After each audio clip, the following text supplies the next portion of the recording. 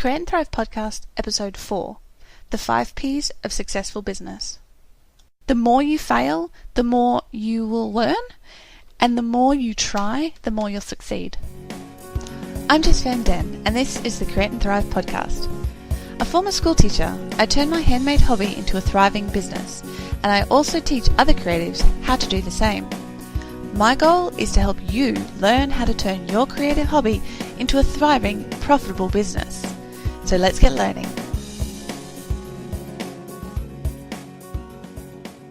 So today I want to talk to you about what I call the 5 Ps of successful business. And those are to be positive, to be passionate, to be proactive, to be patient, and to be pragmatic. These are 5 things that I believe you need to embody in order to create a successful creative business. Why? Well, let's dive into each of them and I'll tell you a little bit more about each. So the first one is you need to be positive.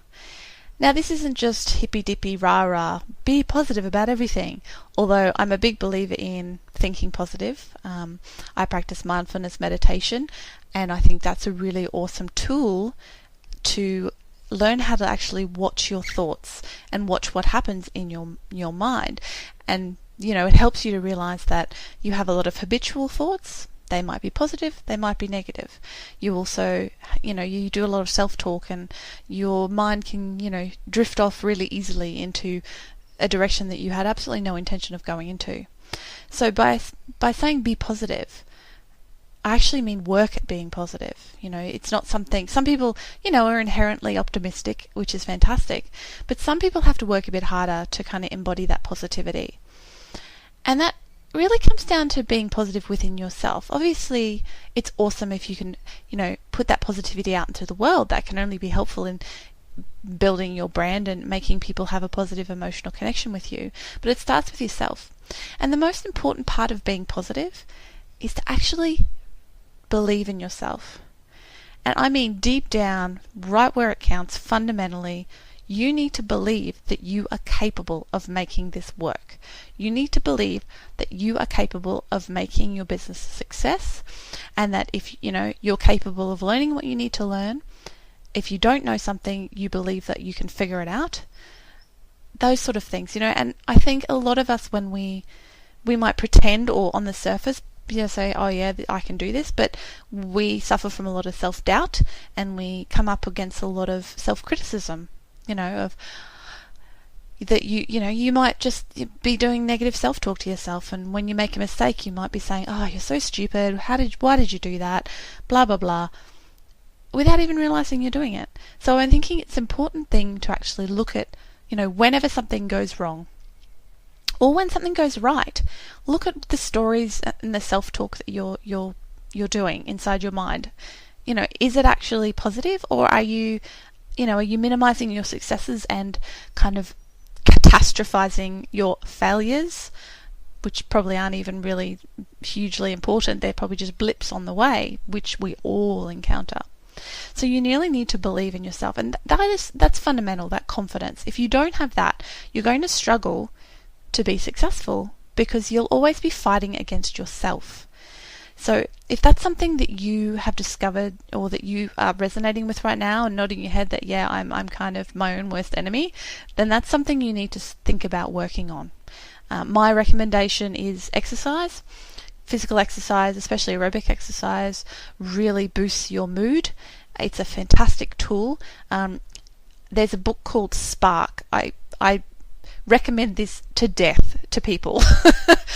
And it's really, really useful. It actually goes into the science behind what exercise does for your brain. And the author is actually a doctor, John J. Ratey, MD, and he talks about, the experience he's had with working with people with anxiety and depression and how exercise helps with that. So that's the first thing I would suggest. The second thing, as I mentioned, is mindfulness meditation.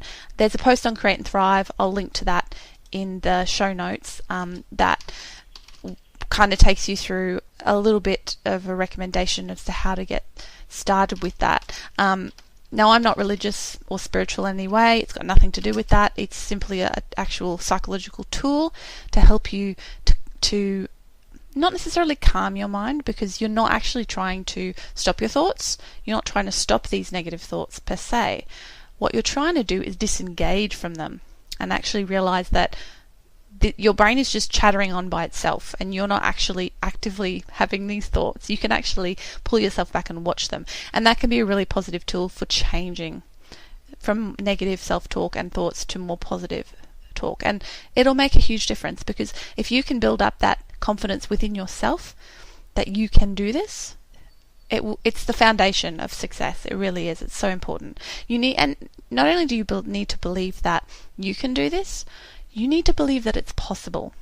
Okay, so that's where looking to success stories and people who've gone before is actually really, really powerful, because if you can find other people who've come from similar circumstances to you, who've made it happen, it makes the barrier a little bit lower, because it helps you to realize, hey, if someone else has done it, I can do it too.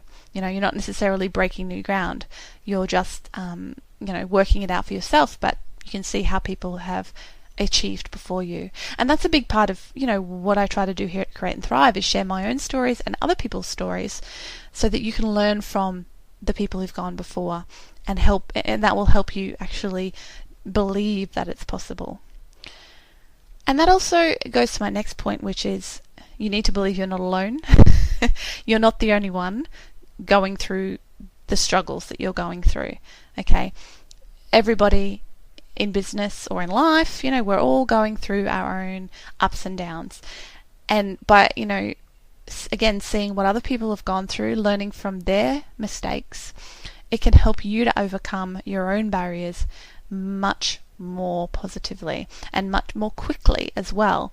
So, all of these things is this being positive. It's really the foundation. If you don't believe in yourself and you don't believe that it's possible, it's never going to happen, or it's very unlikely that it's going to happen, because you're going to be self-sabotaging all the time, and you're going to be holding yourself back from taking risks and trying things, because there's a little voice in your head going, don't be stupid, it's not going to work.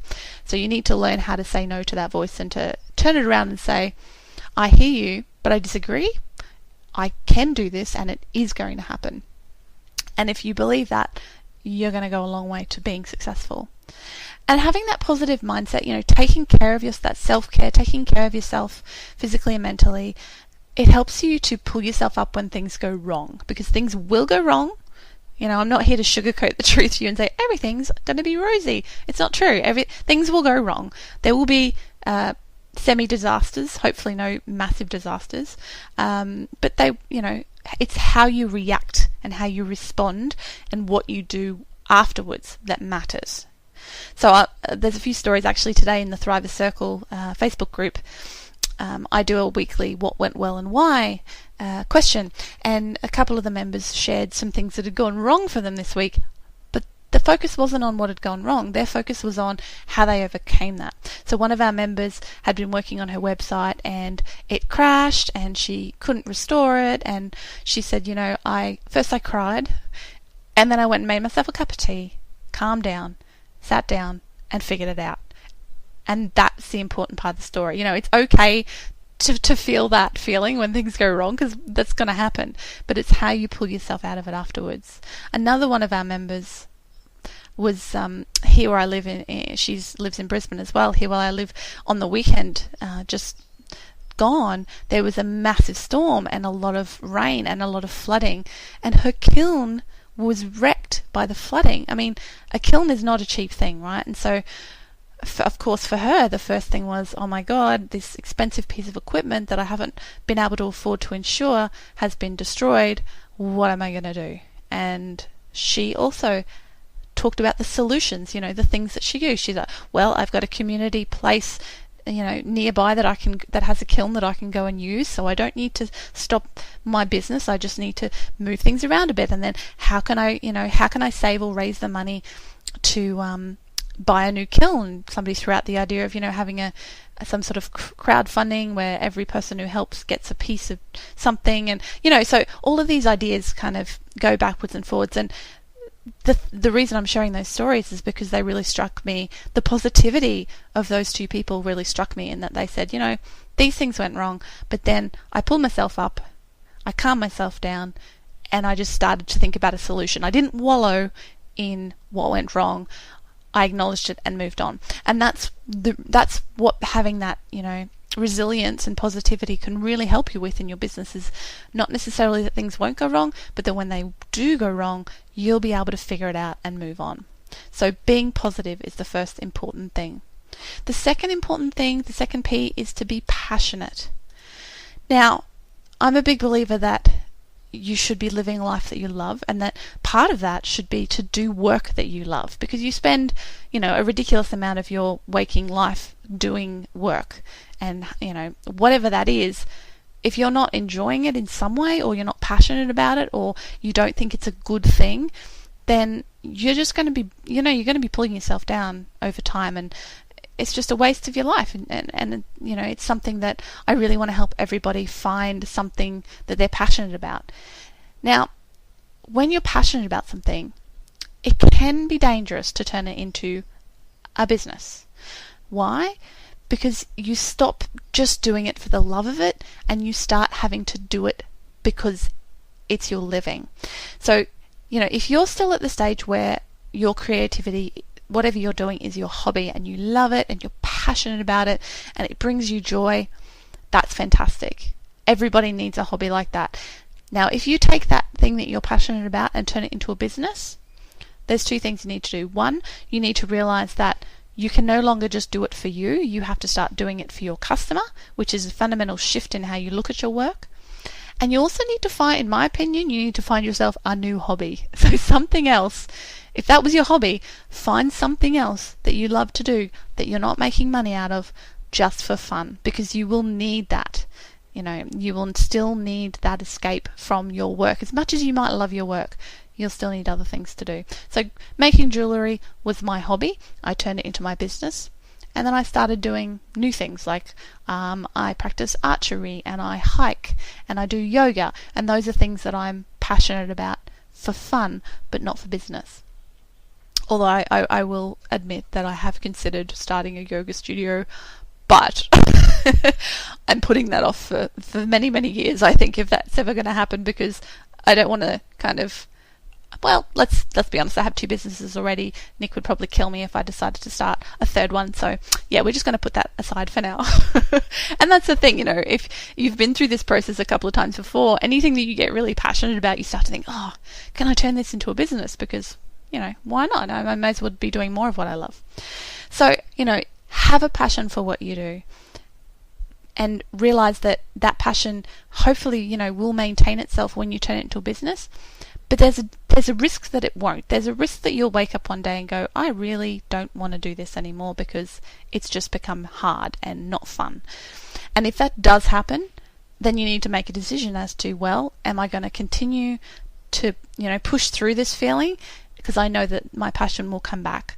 Or am I going to just say, yep, I've reached the point where this is not what I want to be doing anymore, get a job and take it back to being a hobby again?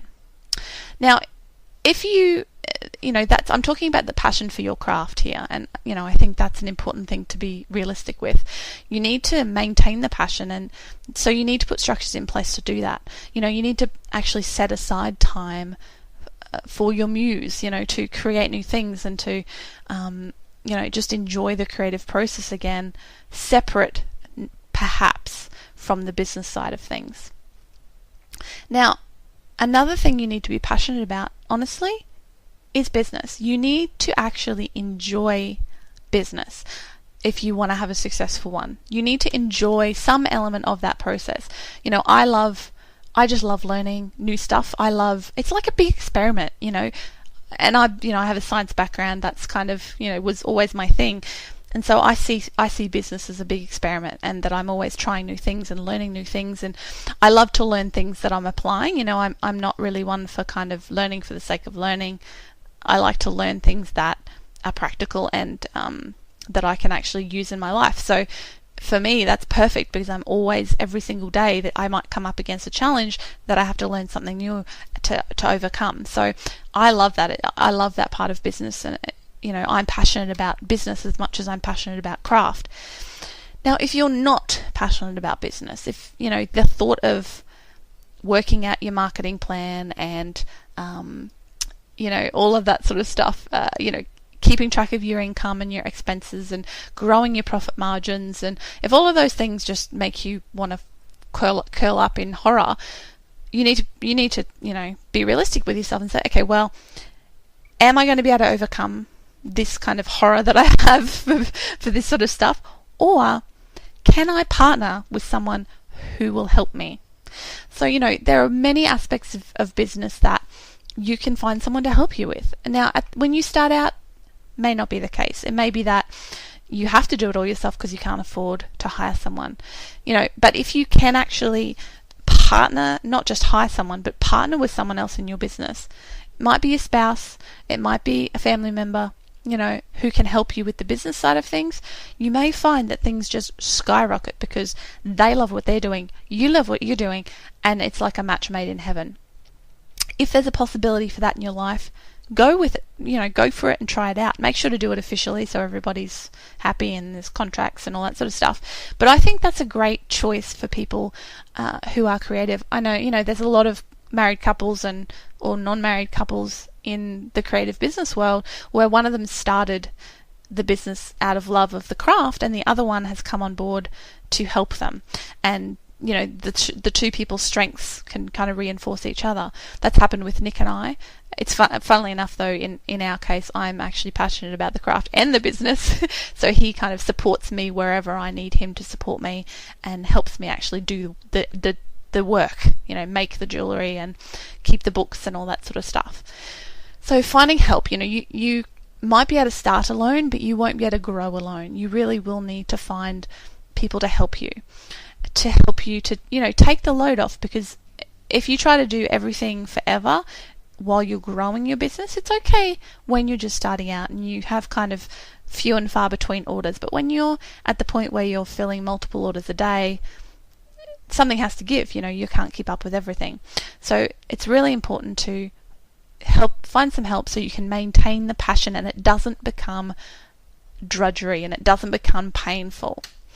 And I think, maintaining that passion, it really helps to know your why. Those of you who are in the Thriver Circle, and if you haven't done our first workshop, which is What's Your Why, I recommend you go back and do that after listening to this podcast, because that's exactly the process I take you through. If you know what your why is, what's your fundamental driver? Is it that you want to make beautiful things and get them to the people who want them? Is it that you love the freedom that comes with having your own business, and that's your absolute fundamental driver, is the freedom? Maybe it's the fact that you want to be home with your family. Maybe that's your absolute driver. That's what's going to keep you going through the hard times. You need to find what that why is, and that will help you maintain the passion, because it will help you to remember why you're doing this. Okay, so the third one is to be proactive. Now, this is very, very important. Business is not a, build it and they will come scenario. It's never going to be that way. It's always, you have to build it and then you have to put it out into the world and you have to bring people to you. So with everything in business, you have to be proactive about it. You have to reach out. You have to put yourself and your work out into the world. So it won't just happen. You have to make it happen. And that's awesome. It's a really powerful feeling when you make something happen. It doesn't just come to you. You actually go out there and chase it and make it a reality. And that can really help, going back to our first point of positivity, that can really help boost your self-confidence and boost your ability to believe in yourself. So you need to plan and you need to execute those plans.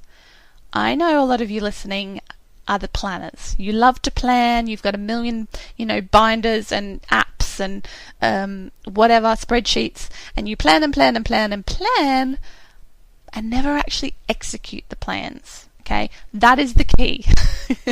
Don't get caught up in the planning. If you're finding yourself spending too much time planning and not enough time executing those plans, something needs to change. because all the planning in the world won't get you anywhere unless you actually try. So you need to be proactive and execute those plans. One awesome system for this that I recommend is the Getting Things Done, or GTD system, by David Allen. We're actually going to be reading that in the Thriver Circle this month, so I'm really looking forward to that. It's funny, I've never actually read the book, but I've just read so much about the system over the years that I actually pretty much implement, well, to my understanding, I implement it now, but I'm sure I'll learn a lot that I don't know yet. So the whole idea of the fundamental idea of this system is getting stuff out of your head so that you have space in your mind to actually think about things. Okay, so that means you have some either paper-based or web or Android or iPhone-based way of actually taking down every single task that you need to do in every aspect of your life. You keep lists upon lists of everything that you need to make happen, and that way, by taking things out of your brain, putting them in a storage device, and you obviously have a system for going back to that and working through it, it frees up a lot of mental space, and you're not constantly wasting brain power on thinking through the 5 things you have to get done today. They're there in a list, and you can just work your way through them. I use an app called Trello, Trello, to implement this system. Kath introduced it to me, and I absolutely adore it. You can use it across, desktop, laptop, mobile, and it syncs across all things. And it allows you to create boards and then lists within those boards, and you can share it with people, and you can work on stuff together.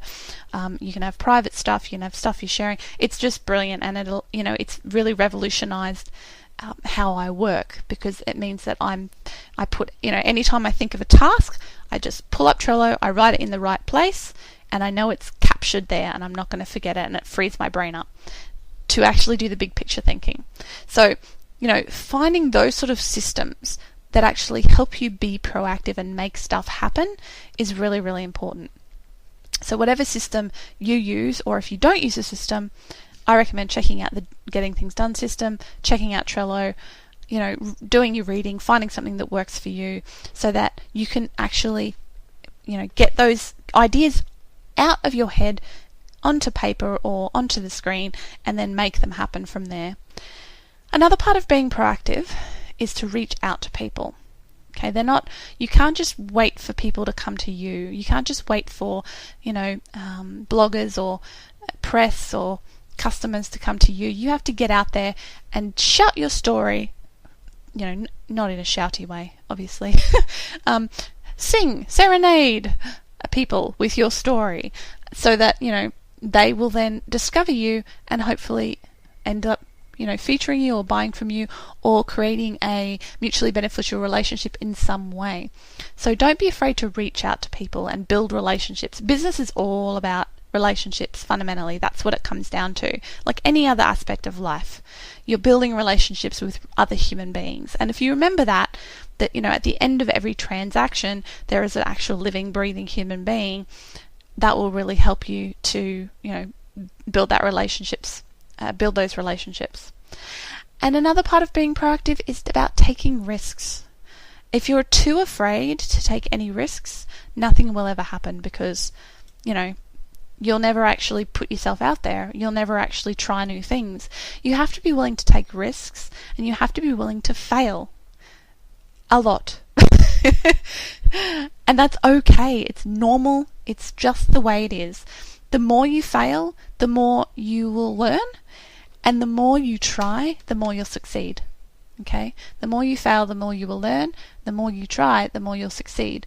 So, it's just kind of a natural process. It's like anything else. It's like, everyone says it's like a child learning to walk. They don't just stand up one day and start walking. They fall over all the time, and might cry a little bit, and might hurt themselves, but that doesn't stop them getting up again. And that's exactly what you have to do. Be proactive, take calculated risks. Obviously, you don't want to be taking crazy risks and investing a huge chunk of your life savings in something. And one of my points later on is to be pragmatic. Don't get too caught up in the excitement and lose sight of the reality of the situation. make sure that you temper, your proactivity and your risk taking with reality and what you're comfortable, what risks you're comfortable taking. But a lot of the risks I'm talking about, they're not actually going to be massively financial or whatever. They're often just risks within yourself. You feel like you're scared to try something within yourself, so it's pushing yourself to take those baby steps. And I always say you're building your courage muscle. Every time you take a risk and try something, you're building that courage muscle. Whether you fail or succeed, it doesn't matter. You know that you've tried, and you've put yourself out there, and that's the most important thing. Okay, so number 4, patience. Business is all about being patient and being in it for the long haul. If you think that you're going to turn your hobby into a business that makes you hundreds of thousands of dollars overnight, or even in a year, or even in 5 years, that may be being unrealistic. Okay, you need to be patient. If you want to start a business, you have to say to yourself, okay, first of all, what is my ultimate goal here? If you haven't already done that, it's a really important step. Literally, how much money do I want to be making from this business eventually? Like, what's my number? What's my kind of golden number that if I reach that, I'll be happy with my success? Or you might have other metrics by which you measure your success. It might be I can quit my job. It might be I can take my family on a vacation every year. It might be I only have to put my kids in daycare 3 days a week instead of 5 days a week because I can work part-time. Whatever your goal is, you need to know it. And if you don't know it, you won't know what you're shooting for. You won't know what you're aiming for. And by knowing what you're aiming for, it helps you to be more patient, because you can see the baby steps of progress that you're making towards that goal. So my favorite quote pretty much of all time about business is, it's a marathon, not a sprint. No doubt you've heard me say that before, and you'll hear me say it again. It's a marathon, not a sprint. Okay, don't sprint out of the gate and expect that you'll be able to keep sprinting. You just won't. You need to take it slow and steady. There might be times where you speed up and slow down. There might be times where you have to walk or sit down and have a break. But in the long run, you will get there if you take it slow and steady. You hear all these stories about somebody being an overnight success, and that's just rubbish. It's a media buzzword. There's no such thing as an overnight success. Even if somebody has just created an amazing business that's been suddenly hugely successful. The thing that comes to mind is the guy who was sending glitter to your enemies, and he got media coverage, and then suddenly was making like $75,000 a week or something. I don't know. It was some ridiculous number. Now that's just a complete fluke. He wasn't planning, I don't think, on making that full-time business, which is more of a joke. But, sometimes things like that catch on. Chances are that's not going to happen, and that's okay. But even if even something like that, like, he didn't just teach himself web design in one day and set up a website. Like, he probably had years of some sort of experience behind him. He had an idea. He had a life story. Everybody has a story. Everybody's learnt lessons throughout their entire life that's brought them to the point where they are. And those people who have an overnight success probably have years and years and years of experience and learning behind them that have brought them to that point. If you're just starting out with business and you have no experience of businessy things, you can't expect yourself to know everything. You can't expect yourself to get everything right. It's just impossible. And it's okay. Be patient. Learn step by step. Learn things as you go, and as you come up against obstacles, figure out how to get around them. So cultivating patience is all about having realistic goals and timeframes for yourself and your business. I think setting, financial goals or other goals is really important. And I like to kind of set two. I like to set this is my realistic goal and this is my dream goal. So for say a course I'm running, I might have two numbers for how many students I would want.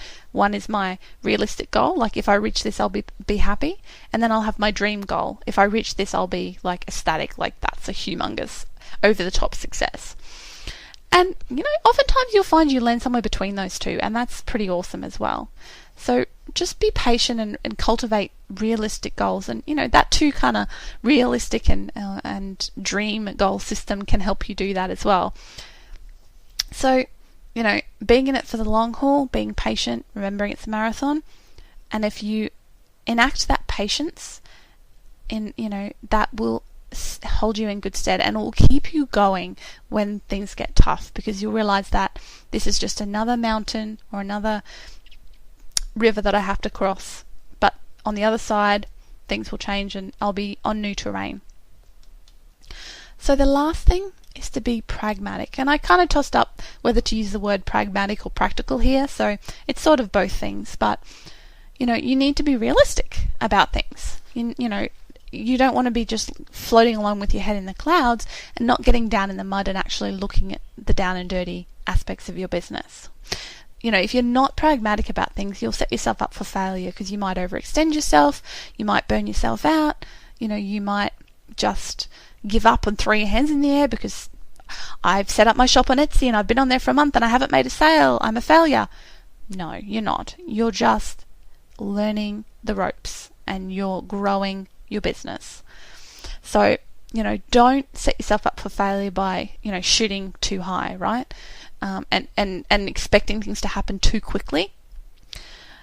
You got to be practical. So I say, this is like, you got to keep your feet on the ground while you keep your head in the clouds. Because if you go too far one way or the other, you risk, if you go too far, if you head in the clouds, you risk making mistakes that just explode everything. But if you keep your feet on the ground but don't ever put your head up in the clouds, well, you won't have any new ideas. You'll stifle your creativity. You won't have those breakthroughs that you would have. So you need to do both things. And being pragmatic is, about not neglecting the boring stuff, whatever that means to you. Everybody has a different idea about what the boring stuff is. We all have different things we like and don't like about our work and our businesses, but you can't neglect that. I know something, when I did my very first year where ethereal was just a hobby really, and I didn't really keep good books. I actually did have a spreadsheet where I was keeping my major incomes and outgoings, but I had most of my sales through PayPal with different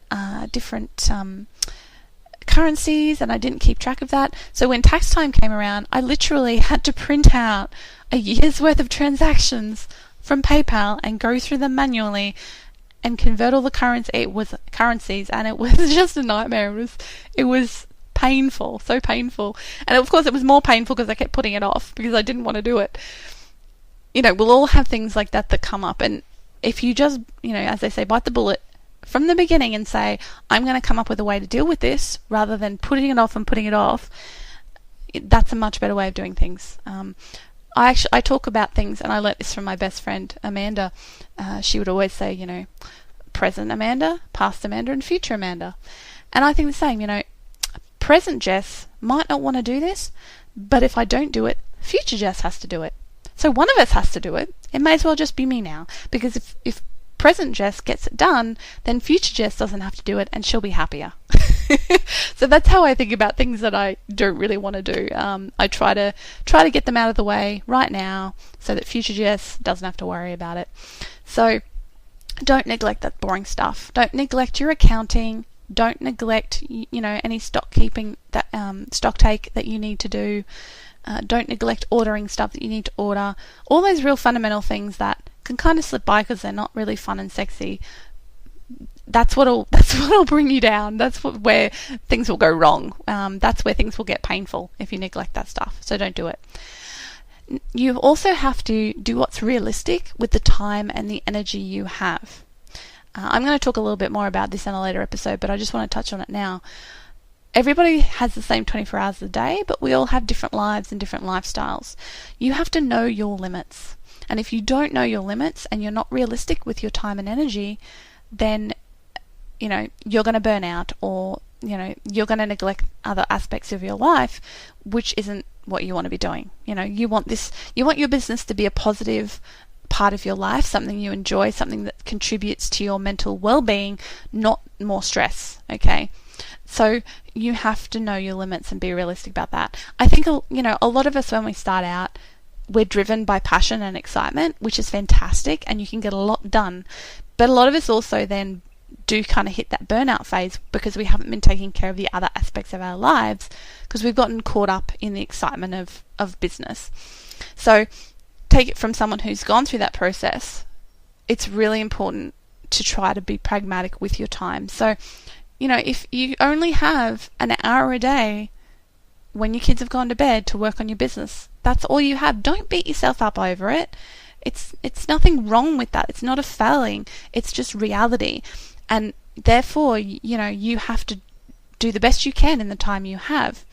And that's where, going back to kind of being proactive and planning, and that's where that really comes into its own, because you have to decide what the best high leverage activities are for you, for your business right now, to move your business forward towards your goal.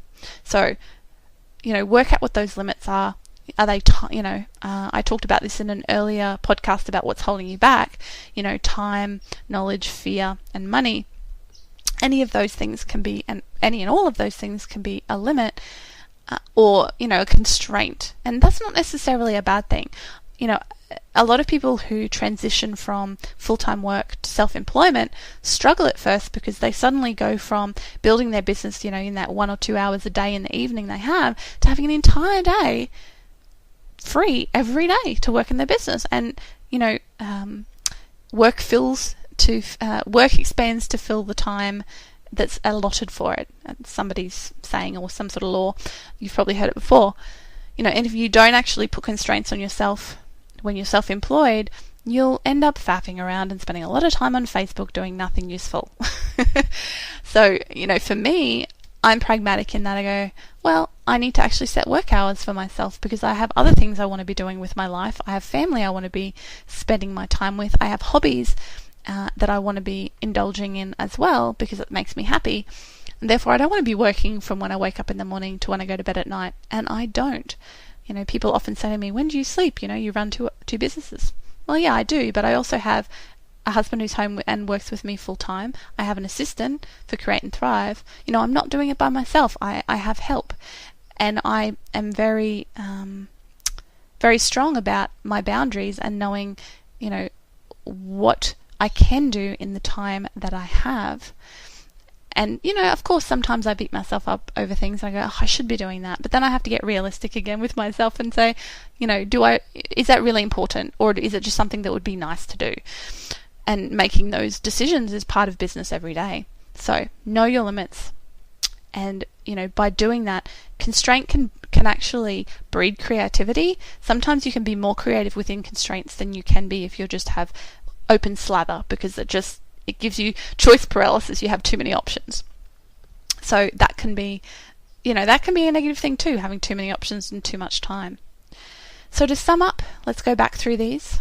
The 5 P's of successful business: to be positive, so to believe in yourself and have positive self-belief and self-talk; to be passionate, and to work out a way to maintain that passion for your craft and your business, or find someone who can help you with it; to be proactive, to realize it won't just happen. You have to go out there and make it happen, and that means you have to work out a good system for planning and a good system for executing those plans. You have to be patient. It's a marathon, not a sprint. And you have to be pragmatic. Know your limits so you don't set yourself up for failure. I hope you found that helpful, Thrivers. It's something, those are all things I feel really passionate about, and I think it's really important to kind of step back sometimes from the day-to-day work of our business and actually analyze, what we're doing, how we're doing it, and how we can do it better into the future. And I'll talk to you next week. Bye for now. For more episodes of this podcast, and for the show notes from this episode, head over to createandthrive.com/CT podcast.